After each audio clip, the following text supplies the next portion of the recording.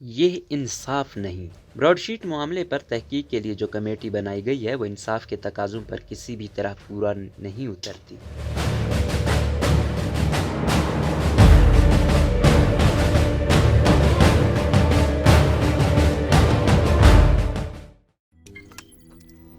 روزنامہ قدرت کی ویڈیو دیکھنے کے لیے ابھی یوٹیوب چینل پر سبسکرائب کریں اور بیل آئیکن پر بھی کلک کریں۔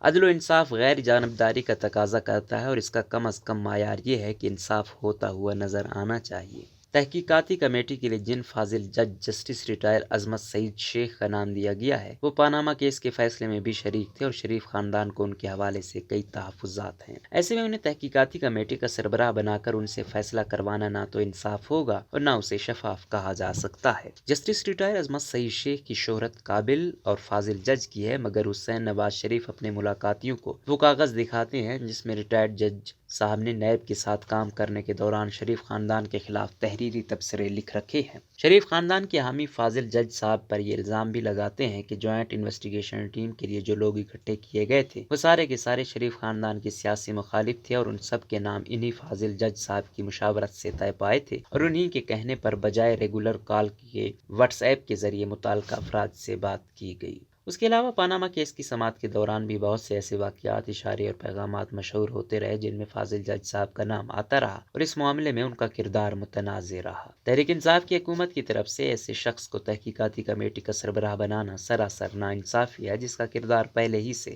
متنازع ہے اور ایک فریق یعنی شریف خاندان انہیں غیر جانبدار نہیں سمجھتا۔ حکومت کو چاہیے کہ فوراً اس فیصلے پر نظر ثانی کریں اور اس کمیٹی کی سربراہی کسی اور کو سونپے تاکہ پہلے ہی دن سے تحقیقاتی کمیٹی کا جو متنازع رنگ مل رہا ہے وہ ختم ہو۔ دوسرا معاملہ فاضل جج صاحب کا ہے، انہیں خود ہی ایسی کمیٹی کی سربراہی قبول نہیں کرنی چاہیے کہ جج صاحب پر پیپلز پارٹی اور نون لیگ دونوں کا اعتراض ہوگا، کیونکہ وہ خود نیب کے ساتھ کام کرتے رہے ہیں، لہٰذا وہ نیب اور براڈ شیٹ کے درمیان معاہدے کی غلطیوں کا غیر جانبداری سے کیسے جائزہ لے سکتے ہیں۔ سب سے بہتر تو یہ ہے کہ ان اعتراضات اور اپوزیشن کے تحفظات کو مد نظر رکھتے ہوئے خود جج صاحب حکومت سے معذرت کر لیں اور کسی اور منصف کو موقع دیں۔ اگر فاضل جج صاحب اس تحقیقاتی کمیٹی کے سربراہ رہے تو جہاں ان کے موجودہ کردار پر سوال اٹھے گا وہاں ماضی کی راکھ میں دبے ہوئے پاناما کیس کے کئی سربستہ راز بھی کھل کر سامنے آتے جائیں گے۔ پاکستان میں انصاف کے ایوانوں سے عوامی توقعات ویسے بھی کم ہی پوری ہوئی ہیں۔ جسٹس منیر کے نظریہ ضرورت سے لے کر ذوالفقار علی بھٹو کی پھانسی کے فیصلے تک بہت سے ایسے مراحل آئے ہیں جب عدلیہ نے شفاف انصاف کے بجائے طاقت کے حق میں اپنے ترازو کو جھکا دیا اور یوں عدل و انصاف اور معیار وقار کے زوال کا باعث بنتی رہی۔ براڈ شیٹ معاملہ ایک فروعی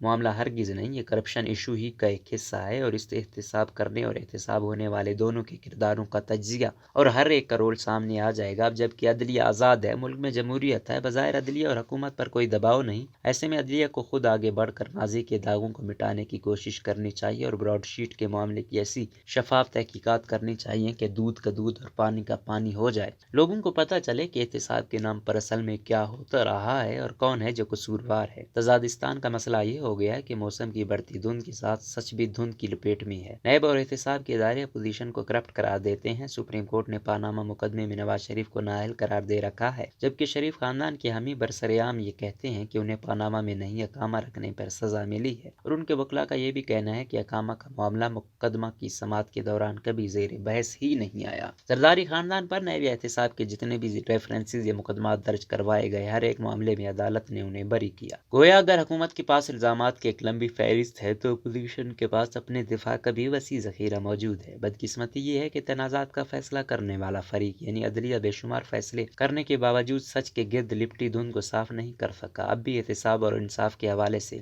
سوالات، اعتراضات اور تحفظات پوری طاقت سے موجود ہیں۔ براڈ شیٹ معاملہ وزیر اعظم عمران خان کے لیے ایک نادر موقع تھا کہ وہ ایک صاف، شفاف اور غیر جانبدار انکوائری کر کے حق اور سچ کو سامنے لاتے، لیکن انہوں نے تحقیقاتی کمیٹی کو متنازع بنا کر پہلے ہی دن سے اس کے کام کو جانبدارانہ رنگ دیا ہے۔ اپوزیشن کے حامی تو پہلے ہی دن سے اسے متنازع قرار دیں گے، بلکہ اپوزیشن کو موقع مل جائے گا کہ وہ احتساب، پاناما کیس اور براڈ شیٹ کا نام لے کر حکومت کو ہدف تنقید بنائیں۔ تزادستان میں سیاست اور عدلیہ کو الگ کرنا شروع ہی سے مشکل رہا ہے، اس لیے عدلیہ کے سیاسی کردار پر سوال اٹھانا لازم ہے۔ جب سے نئی اور آزاد عدلیہ تشکیل پائی ہے، اس وقت سے اس پر اعتراضات بھی بڑھ گئے ہیں۔ جسٹس افتخار چودھری کی بطور چیف جسٹس بحالی آزاد عدلیہ کی کامیابی تھی۔ توقع تھی کہ آزاد عدلیہ توقعات پر پورا اترتے ہوئے کم از کم ملک میں شفاف انصاف کی بنیاد رکھ جائے گی، مگر جسٹس افتخار چودھری ہی کے زمانے میں یہ ظاہر ہو گیا کہ عدلیہ شخصی معاملات میں الجھ کر رہ گئی ہے اور ادارہ جاتی اصلاح کی طرف کوئی ٹھوس قدم نہیں اٹھایا جا سکا۔ فاضل چیف جسٹس ثاقب نثار اور کھوسہ صاحب کے ادوار ہنگامہ خیز اور سیاسی طور پر شدید متنازع رہے۔ پاناما فیصلے کے ذریعے عوام کی بھاری اکثریت سے منتخب کردہ وزیر اعظم